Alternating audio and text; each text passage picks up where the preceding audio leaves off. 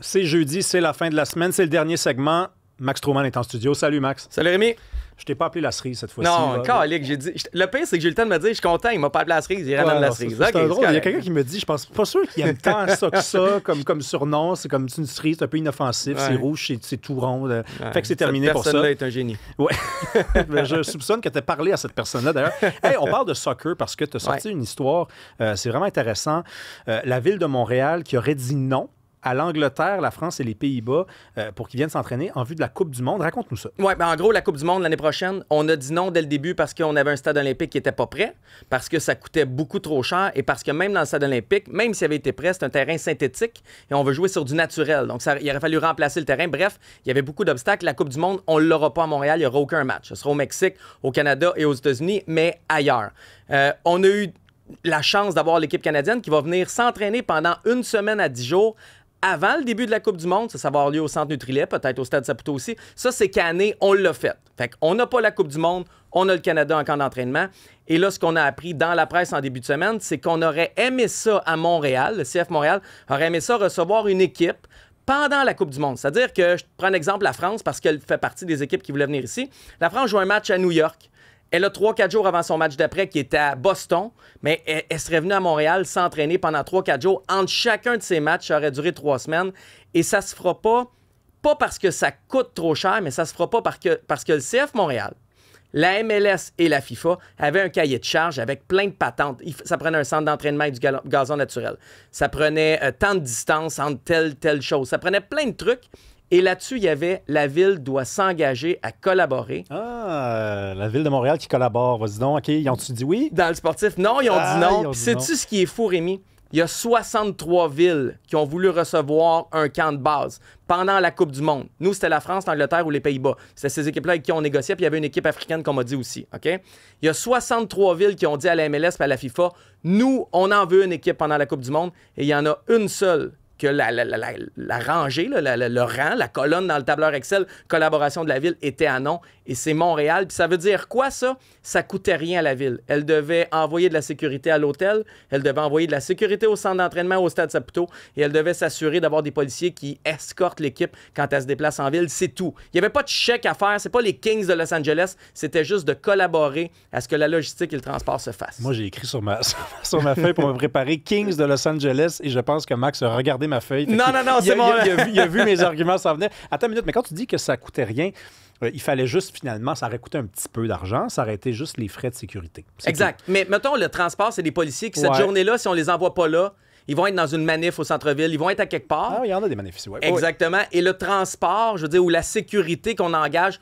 Je veux dire, c'est un déplacement de capitaux. Il n'y avait pas de chèque à faire et même les dépenses étaient petites. On a parlé de 600 000. Moi, j'ai posé des questions à la ville et au club. On ne m'a pas dit grand-chose, là, en tout cas pas officiellement, mais officieusement, c'était pas 600. C'était 300, 350, peut-être 400. Et on aurait eu des retombées. Puis sais-tu pourquoi la ville a dit non au final? L'argument à la fin, c'est on veut une garantie que cette équipe-là va faire au moins un événement pour rencontrer les Montréalais, Montréalaises. Le CF Montréal, la FIFA, ils peuvent pas te garantir une date puis une heure, Rémi. Ils savent même pas quelle équipe va venir ici. Le tirage n'est pas encore fait. On connaît pas les dates précises des matchs. On sait pas l'équipe elle va jouer où, à gauche, à droite. Donc, tu sais, ce qui est dit, c'est ben oui, il va en avoir un événement, mais on peut pas te le garantir sur papier avec une date, etc. Et la ville a fait, c'est beaucoup d'argent, tu peux pas garantir, on passe à un autre achat. OK. Là, tu as fait ta job de journaliste. Qu'est-ce que tu penses de ça? Parce que là, regarde, là, je pense qu'on peut pas dire que ça aurait rien coûté. Ça aurait coûté quelques centaines de milliers de dollars parce que c'est ça que ça coûte n'importe quoi. En fait, de toute façon, quand tu fais affaire avec la ville, t'en profites, tu charges au bout. Fait que tu as une compagnie de sécurité, ouais donc, t'es sûr que c'est ce qu'ils vont payer. Fait que ça aurait coûté de l'argent. Moi, j'ai écrit Kings de Los Angeles sur ma feuille parce que je pense qu'il y a ça comme fantôme aussi. On n'a pas besoin de ce scandale-là. Ça, tu sais que quand on étudie la chute de la CAQ d'un sondage, là, c'est pas mal cet événement-là, là, à partir duquel tout s'est mis à s'écrouler. Fait que tu penses pas que c'est pour ça qu'on a fait ça? Je suis convaincu qu'investir dans le sport en ce moment n'est pas populaire. Puis, je veux dire, la Ville de Montréal, le gouvernement provincial, le gouvernement fédéral, le problème, c'est qu'il faut mieux choisir les investissements. Ouais. Quand tu fais un chèque aux Kings pour qu'ils viennent chez vous, parce que c'était un chèque aux Kings. Ouais. C'est entre 5 et 6 millions le montant final, 5,4, 5,6. 5,6, je pense, oui. Je veux dire, c'est un chèque que tu donnes à une équipe professionnelle de hockey. Là. Je veux dire, c'est les Kings qui sont en Californie. C'est pas l'équipe nationale de France. Puis pour 300-400 000, viens chez toi pendant 20 jours, réserve des nuits à l'hôtel, puis c'est pas le motel Chablis sur Sherbrooke-Est, là, je veux dire, c'est des beaux hôtels. Mange au resto, c'est pas le McDo sur Sherbrooke-Est, mes références à Hochelaga. Colin, tu connais ça, toi, là. Il y a un motel Chablis sur Saint-Jacques aussi, on salue les gens là, dans l'ouest de la ville. OK, peut-être qu'il NDG, ouais. Peut-être qu'il est plus beau, je sais pas. Moi, celui que je connais, il était pas top. Fait que tu sais, je veux dire, t'amènes du monde qui ont beaucoup de capitaux, beaucoup d'argent, puis qui l'ont réinvesti ici.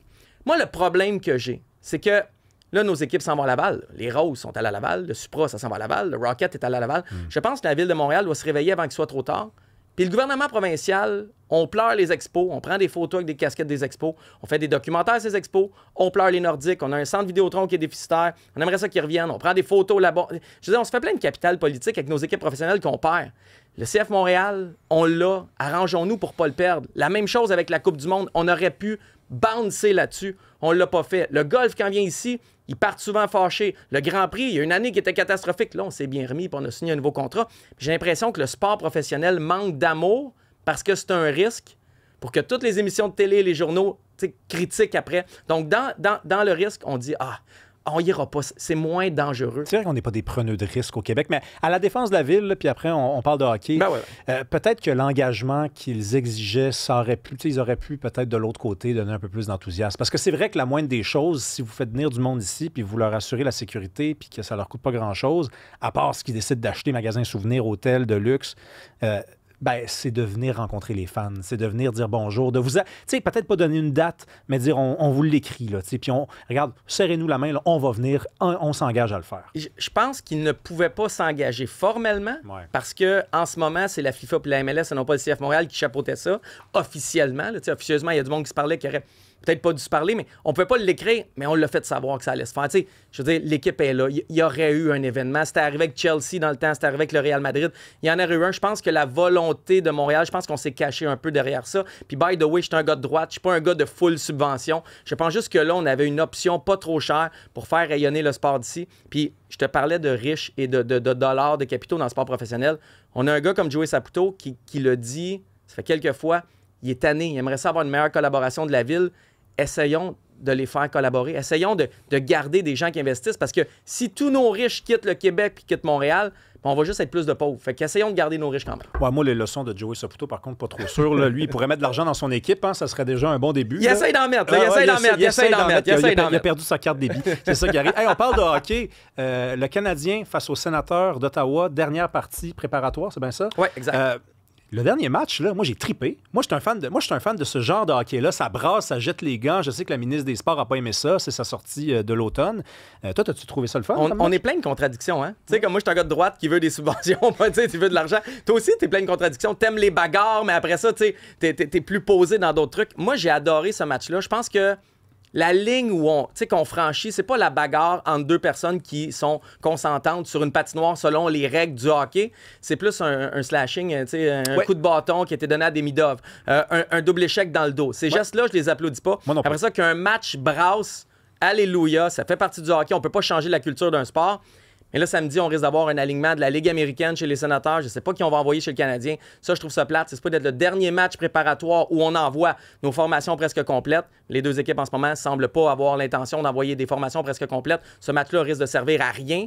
Alors, espérons que ça va changer dans les 48 prochaines heures. Mais un match entre plein de gars de la Ligue américaine, rendu au mois d'octobre, ça m'intéresse. Oui, mais avant de parler de l'alignement, revenons quand même à la question de la violence, parce que tu fais bien de mettre des nuances. Là, moi, c'est sûr que la fameuse mise en échec de Chara sur Pacioretty il y a quelques années, je veux dire, je suis pas du tout derrière ça, mais deux joueurs qui jettent les gants selon la tradition centenaire du hockey et qui veulent jeter les gants, moi, j'ai pas de problème avec ça. Moi, personnellement, je sais que ça fait partie de la culture du hockey.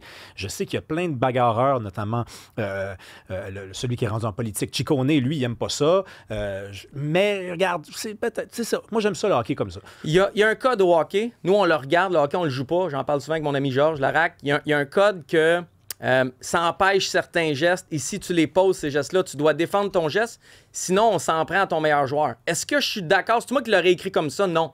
Mais il existe ce code-là. Fait qu'il faut dealer. On aime le hockey, on regarde du hockey, mais ce code-là, il existe dans le hockey. On parle de l'alignement. Donc, moi, j'ai vu c'est sûr que l'alignement va être vraiment plus officiel demain et même samedi là, durant l'entraînement. Mais Demidov, là, il y a des gens qui commencent à dire qu'il va être sur le troisième trio parce que ça patine plus vite là-dessus plutôt que sur le deuxième. C'est quoi cette catastrophe-là là, en devenir? On veut juste tasser Demidov de Patrick Laine et Kirby Dack. Kirby Dach n'est pas encore prêt. Il montre des bonnes choses, mais il n'est pas prêt. Lainé avait des belles paroles, mais c'est le même joueur. Il est encore lent, il est dans son coup de patin et dans ses actions. Donc, je pense qu'on va isoler Demidov avec Newhook et Kapanen, qui sont pas c'est pas des joueurs tout étoile, mais c'est des qui suivent la vitesse de pensée et sur patin de Demidov. Je te dis pas que ça va durer toute la saison, mais pour l'instant, on veut juste garder Demidov sur un meilleur tri. Ah, mais moi, j'espère vraiment qu'on va être capable de l'entourer, ce joueur-là. Quand tu as un joyau comme ça, un bijou, un saphir, que dis-je, de l'or, ben, tu l'entoures puis tu fais tout en sorte pour que ça fonctionne. Merci beaucoup, Maxime Trouman. On s'en parle la semaine prochaine. Merci à vous d'avoir été là. Ça a été une super belle semaine. Je remercie tout le monde sur l'émission. Tout le monde. Allez, on se retrouve lundi à 18h.